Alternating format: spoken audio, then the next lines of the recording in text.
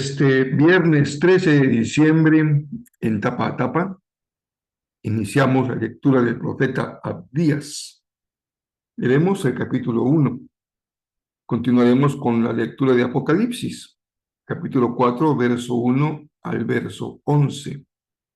Asimismo, leeremos el Salmo 132 y Proverbios 29, verso 24 y verso 25.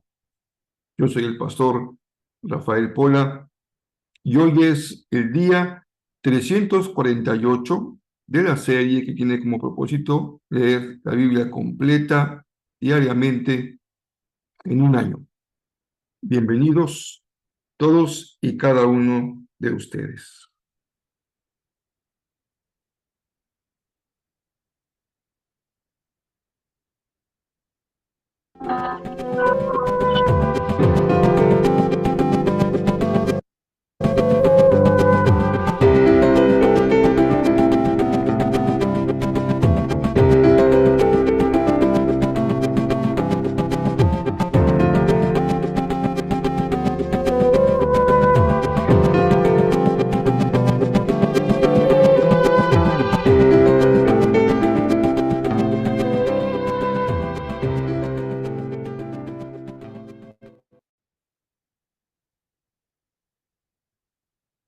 Como cada día que empezamos un libro nuevo, hoy no es la excepción, y dado que iniciamos la lectura del profeta Abdías, vamos entonces a el resumen que encontramos siempre como un recurso didáctico en las redes sociales.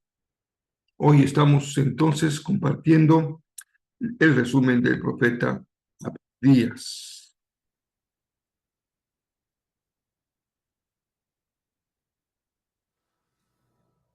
El libro del profeta Abdías. Este es el libro más corto de todo el Antiguo Testamento, con apenas 21 versículos. Y a primera vista no luce muy prometedor. Es una serie de poemas de juicio divino contra el antiguo pueblo de Edom, que fue una nación vecina a Israel del otro lado del Mar Muerto. Sin embargo, hay muchas otras cosas sucediendo aquí. Primero que nada, aquí está la historia que hay detrás. El pueblo de Edom era único porque tenía ancestros en común con los israelitas. Ambos pertenecían a la familia de Abraham, quien con Sara tuvo un hijo, Isaac, y quien a su vez, con su esposa Rebeca, tuvo 2 hijos, Jacob y Esaú. Ahora, el libro de Génesis nos contó la historia de estos 2 hermanos, y lo menos que podemos decir es que ellos tuvieron una relación tensa. Luego, ellos recibieron los nombres de Israel y Edom, que eventualmente se convirtieron en los nombres de las familias que descendieron de ellos. Y estas familias reprodujeron la misma relación difícil de sus ancestros. Israel y Edom tuvieron tensiones enormes a lo largo de los siglos, pero todavía compartían ese lazo familiar. Y es ese lazo el que fue traicionado y roto en los trágicos eventos de la caída de Jerusalén a manos de Babilonia. Cuando Israel fue invadido y conquistado por Babilonia, el pueblo de Edom aprovechó la situación y saqueó otras ciudades israelitas, capturando y hasta asesinando a refugiados israelitas. En otros libros proféticos, Dios hizo responsables a los vecinos de Israel por esta clase de violencia. Así que aquí, Abdías hace lo mismo con Edom. El breve libro tiene 2 mitades. La primera parte es una serie de acusaciones contra los líderes de Edom, específicamente por su orgullo y su autoexaltación.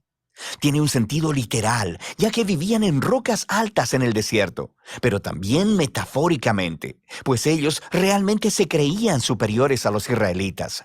Y es ese orgullo el que llevó a los edomitas a no solo no hacer nada cuando Babilonia vino a destruir a Jerusalén, sino a incluso participar en la destrucción. Así que Dios dice a través de Abdías que Edom será derribado de las alturas y destruido. Como ellos han hecho con Israel, así les será hecho a ustedes. Y justo cuando piensas que vas a escuchar más acerca de cómo Edom enfrentará su destrucción, el tema cambia de repente en el versículo 15. Escuchamos que el día del Señor contra todas las naciones está cerca. ¿Por qué de repente cambiamos de Edom a todas las naciones? Este versículo es una bisagra que une la primera mitad del libro con la segunda mitad, donde Abdías anuncia el día del Señor, pero no solo para Edom. Él amplía su enfoque para incluir a todas las naciones. Y Abdías dice que todas las naciones orgullosas que actúen como Edom se enfrentarán a la justicia de Dios de la misma manera. Todas ellas caerán de su altivez hacia la ruina. Ahora, la combinación de estas dos secciones, una sobre Edom y la otra sobre todas las naciones, nos muestra por qué Abdías estaba tan interesado en este pequeño vecino sureño de Israel. Abdías ve el orgullo y la caída de Edom como un ejemplo, una imagen de cómo Dios un día confrontará el orgullo de todas las naciones y hará que caigan también. Difícilmente es una coincidencia que en hebreo la palabra Edom o Edom se deletree con exactamente las mismas letras que la palabra humanidad o en hebreo Adam. En Abdías, el ascenso y descenso de Edom es una parábola de cómo la justicia de Dios un día se opondrá al orgullo y la violencia entre todas las naciones en el día del Señor. Pero como en todos los profetas, el juicio de Dios nunca es la última palabra. Recuerda específicamente la conclusión de los dos libros que están justo antes de Abdías, Joel y Amós. Joel había dibujado una imagen de lo que sucedería después del día del Señor contra todas las naciones. Él dijo que Dios haría un nuevo acto de salvación en Jerusalén y que todos los que se humillaran a sí mismos y clamaran a Él serían libertados. Y en la conclusión de Amós, él dijo que después de que el día del Señor haya juzgado la maldad de Israel, Dios levantaría la casa de David y edificaría un nuevo reino para Israel, que incluiría a Edom y a todas las naciones llamadas por mi nombre. Así que el libro de Abdías ha sido colocado justo después de Joel y Amós para expandir esas mismas promesas acerca de la esperanza del reino de Dios sobre todas las naciones. Así que el libro concluye con un futuro lleno de esperanza. Dios dice que Él restaurará su reino sobre la nueva Jerusalén y que Él la repoblará con un fiel remanente. Y a partir de ahí, el reino de Dios se expandirá para incluir todo el territorio y las naciones alrededor de Israel. Así que este breve libro contribuye al gran panorama de la justicia y fidelidad de Dios que estamos viendo en los profetas. El antiguo orgullo y traición del pueblo de Edom se convierte en un ejemplo de la más amplia condición humana. Todas las maneras en que nos traicionamos y lastimamos unos a otros en el buen mundo de Dios. Pero hay esperanza, dice Abdías. La caída de Edom apunta al día en el que Dios lidiará con el mal en nuestro mundo, trayendo también su sanador reino de paz sobre todas las naciones. Y de eso trata el libro de Abdías.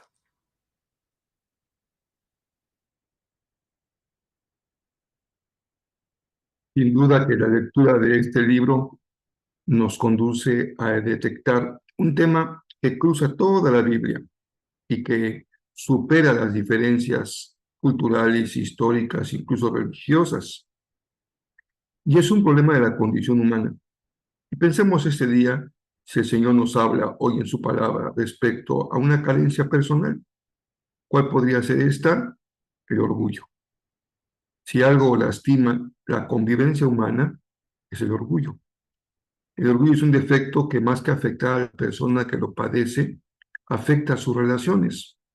Porque si alguien es orgulloso, ¿qué daño le causa a sí mismo el cerrarse a los demás, el no tener posibilidades de tener acercamientos, comunicación, solidaridad, empatía con los demás?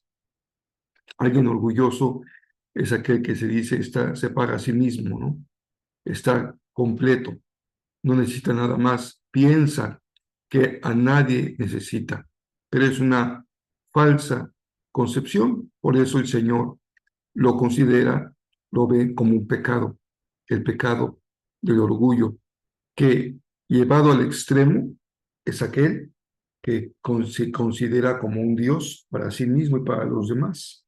Todo el mundo debe rendirle pleitesía, estar a su alrededor, hacer su voluntad, y eso lastima un matrimonio, sin duda, lastima a una familia, lastima una comunidad de fe, cualquier relación que tengamos con otros se ve afectada por el orgullo. Por ello, una de las características del carácter de Jesús era su humildad. Frente al orgullo, la humildad. Ahora vamos a Apocalipsis capítulo 4. Empieza este capítulo en una nueva sección del libro.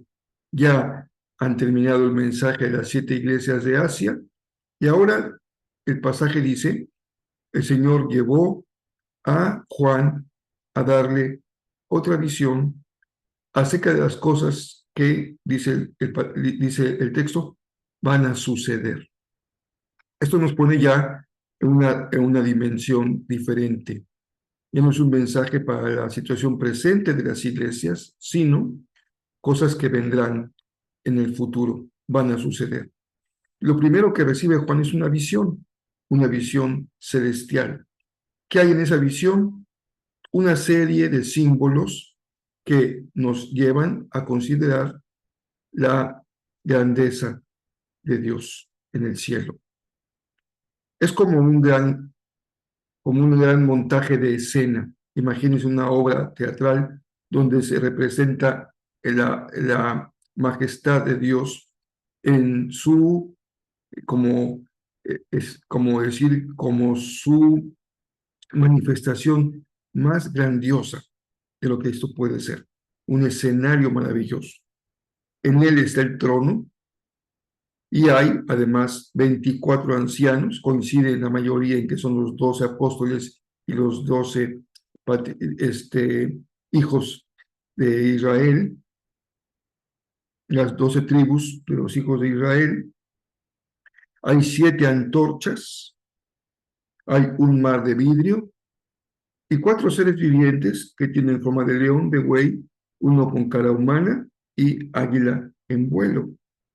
Cada uno está cubierto con sus alas y en sus alas están llenas de ojos. Y repiten una exclamación de adoración día y noche al Señor. Entonces es una escena en donde se adora al Señor y se le reconoce como el creador de todo cuanto existe, especialmente mediante la inclinación de los 24 ancianos.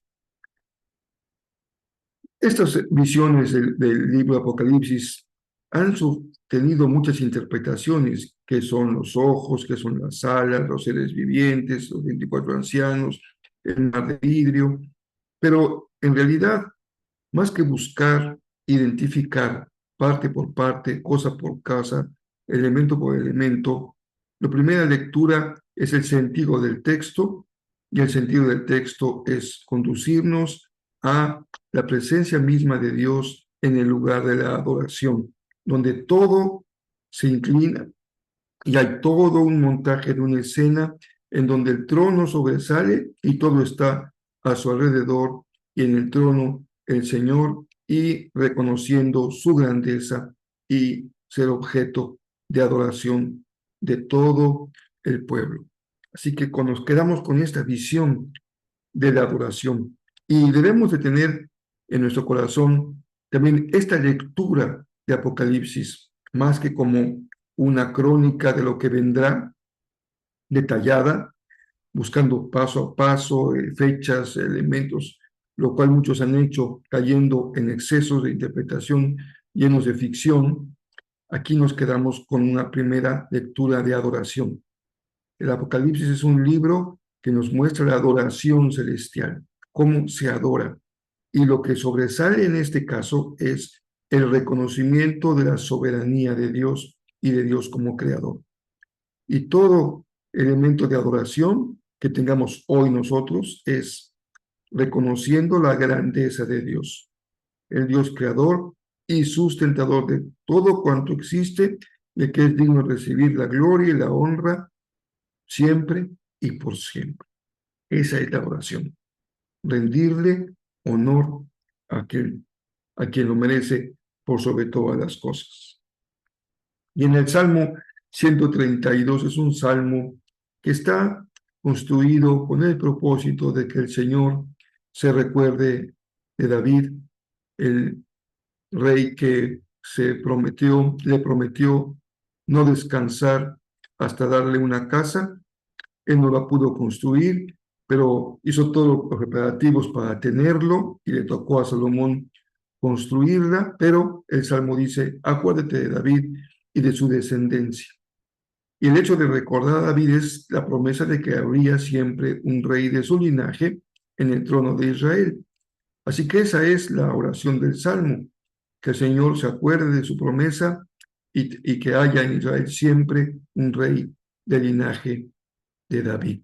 Dios de promesas. Nuestro Dios es un Dios de promesas y Él cumple sus promesas. ¿Qué promesa del Señor sustenta tu vida? ¿En cuál estás hoy afirmado? ¿En cuál te sostienes? Aunque venga el temporal, uno está agarrado de su promesa. Aunque vengan las inclemencias, uno está agarrado de su promesa. Aunque se nos mueva la tierra bajo los pies, uno está agarrado de su promesa. La promesa del Señor es un sustento para nuestro corazón. Dice un antiguo himno, todas las promesas del Señor Jesús son apoyo poderoso de mi fe. Todas las promesas del Señor Jesús son apoyo poderoso de mi fe.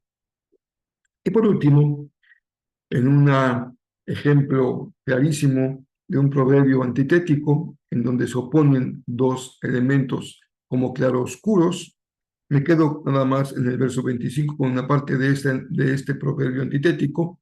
No señalo el elemento negativo, vamos al positivo. Confiar en el Señor significa seguridad. Fíjense cómo se entrelaza la palabra. Si yo tengo en mi corazón una promesa, entonces confío en el Señor y mi confianza en las promesas del Señor me hacen vivir con seguridad, porque Dios en su tiempo cumple con sus promesas. Próximo domingo tenemos nuestro concierto navideño.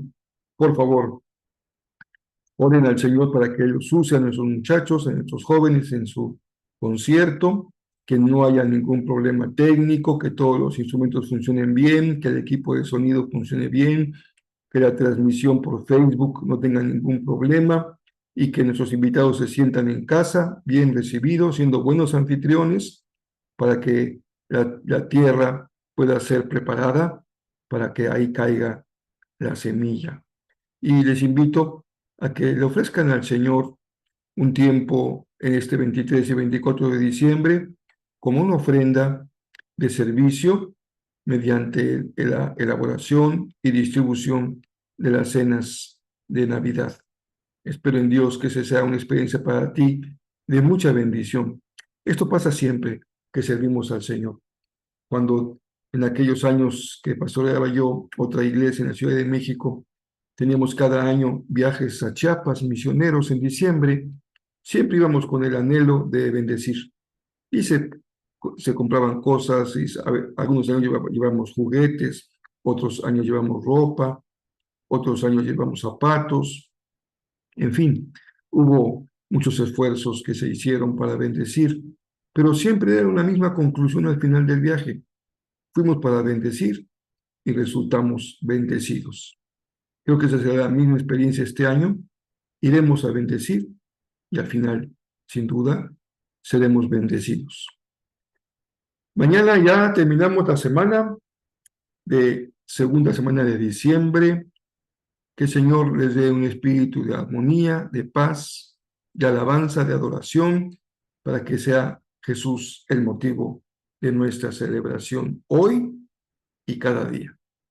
Envío un abrazo muy cariñoso.